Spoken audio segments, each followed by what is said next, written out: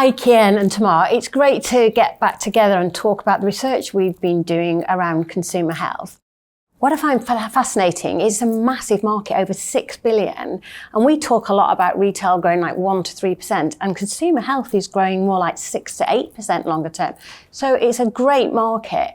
And you saw pre-COVID that people were so much more interested in their health and well-being, and actually COVID just accelerated that. And with an ageing population, it's going to become increasingly more important. We got together to do the research. I think we did about 2,500 consumer surveys, we did focus groups, and we talked to people about how they feel about spending and thinking very much about chronic illnesses and conditions. But in that context, Tamar, talk about your general findings and thoughts about the wider consumer health market. Well, I think it's really helpful to look at the broader context and think how much health and wellness has changed over the past decades. It used to be that being healthy, that just meant not being ill. And now there's well-being, which is a whole sort of positive, confusing area where consumers are just inundated with all this information and advice and suggestions and marketing. And there is a big opportunity for brands, if pitched right, if they're having the right kinds of conversations in the right places, to be able to really help consumers on their health and well-being journey. And it's interesting, this was a second study. Do you remember we did Consumer Reconsidered first, looking very much about the buying journeys for big ticket purchases. And then this one, we said, well, let's look at it for Consumer Health Reconsidered. And there were some quite interesting differences between the two. The key that's the same between both of those studies is understanding the customer journey. So understanding the journey between I first need this product or I need a solution in the case of health to actually buying the product. That's the key to unlocking where you can interrupt that journey to influence people to buy your product. In the original Consumer Reconsidered research, we found that the decision was based on either online or offline and the length of time it took to make the decision about the purchase. With health, the research that we did, the focus groups and the consumer research that we did, showed 3 specific factors that influence where and how people bought. So the length of time you suffered from a condition. For example, if it's an allergy or a skin condition, maybe you've suffered from when you were a child, or if it was more recently. So those who'd suffered more recently were more likely and open to new solutions, for example, than those who'd habitually been taking the same thing. The second thing that affected people's buying decisions was whether or not they like to take advice. And a lot of consumers, particularly older ones, don't like to take advice. They actually buy the same thing every time. And then the final decision, which Tamar will go on to talk about, is whether or not people stock up in advance. So the vast majority don't do that, don't stock up in advance, don't buy on a regular basis. However, there are some that do. So how you target those different consumers, actually there's different ways to approach them.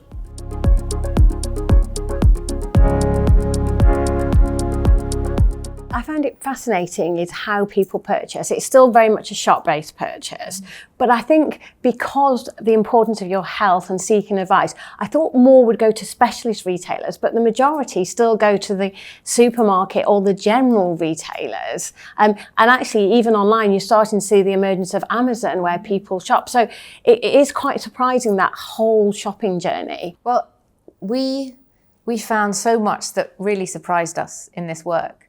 We did go in with some hypotheses, as you have to, and some assumptions that in this particular sector, because people are suffering from conditions which are frequent and predictable, you think of hay fever, it comes at the same time every year, that people would therefore stock up in advance. They know it's coming, but actually it was very surprising to find out that almost half of people buy products to alleviate their conditions as and when they need it, rather than stocking up in advance. And the other idea that we had to leave behind was that in this space, people are absolutely habit forming, that they would just keep buying the same thing again and again and again.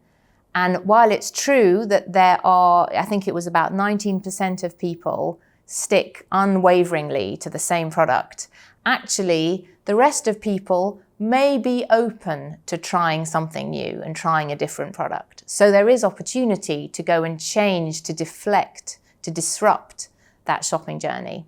And it comes back, in a way, if you think in store, to some basic retailing in terms of, promoting where you put your product, how you communicate with customers, that it's not dissimilar to other products really in terms of how you disrupt that journey. And that's particularly important because we know that where consumers do change the brand or the product that they're buying, 50% of those decisions are taken in store right at that moment in time when they're going to pick up that item because of that very reason that they don't stock up. So they go into store and then are persuaded by price and by promotions and by what's at the end of an aisle to go and buy that product.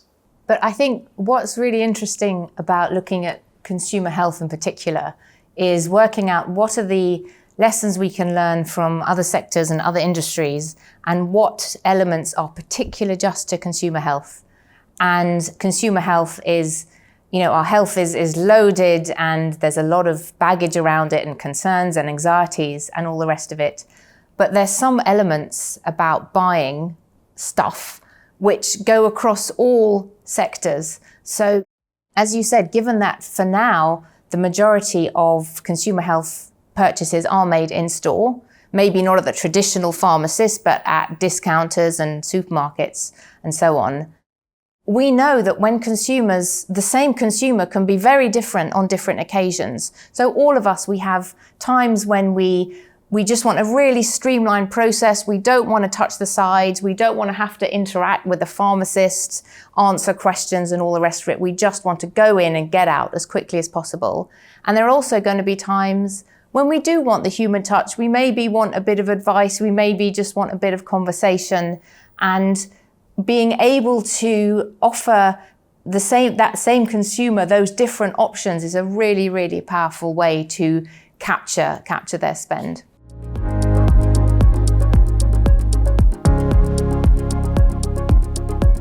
I think it is trying to map that consumer journey across online, offline, across websites, across research. So it is trying to track them, which I think new technologies are making it easier and easier. But I think a lot of people still need to do that investment in their technology to actually get that depth of data that you really need to understand the buying habits. There are learnings to be had from FMCG companies and from food and drink and other consumer goods. It really is about know your consumer.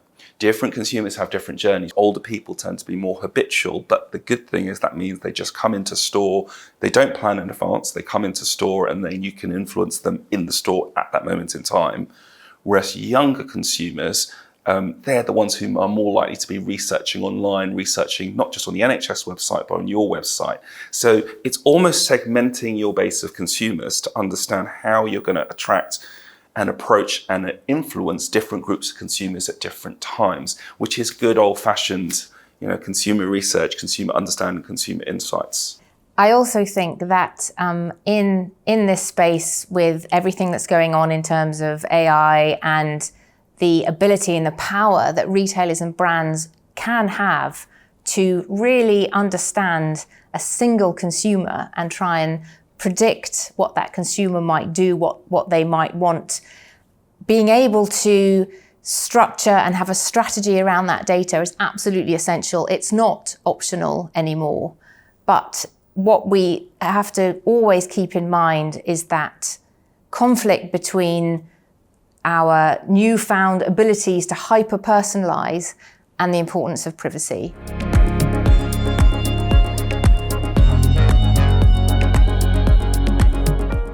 And we can't, if we're talking about data, we then have to talk about trust and privacy. I mean, we talk about trust all the time in the context of retail, but in the sense of your health, that it's so important. And, it's not just about trust, but it's also about avoiding distrust and putting the customer off and actually damaging your brand. So, trust is an absolutely fascinating and complicated space that brands are rightly obsessed with.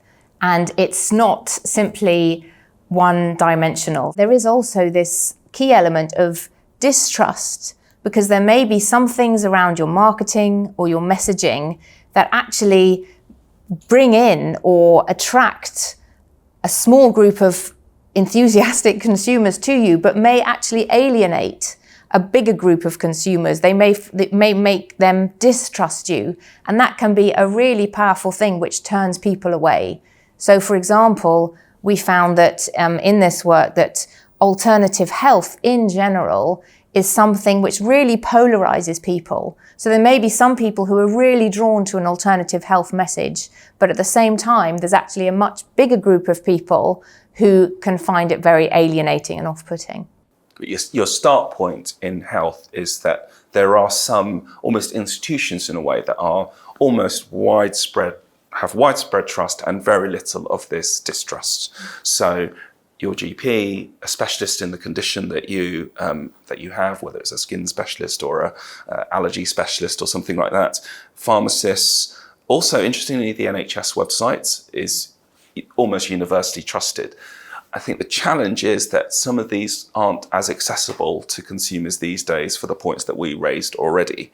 So that gives a huge opportunity for brands and retailers to fill that gap where, especially in the cases where consumers are looking for advice. Some of the more simple methods are the ones that are the most trusted. So I was fascinated to find out that, simple websites, not brands' Instagram feeds, or not the fact that they get PR or are in newspapers or in the mainstream media. Actually, people want to be able to log on to the website of the brand that they like to find out what they do. And in a way, that's been eclipsed by all the other new methods of communicating with consumers, which have the risk of this distrust angle, as you mentioned.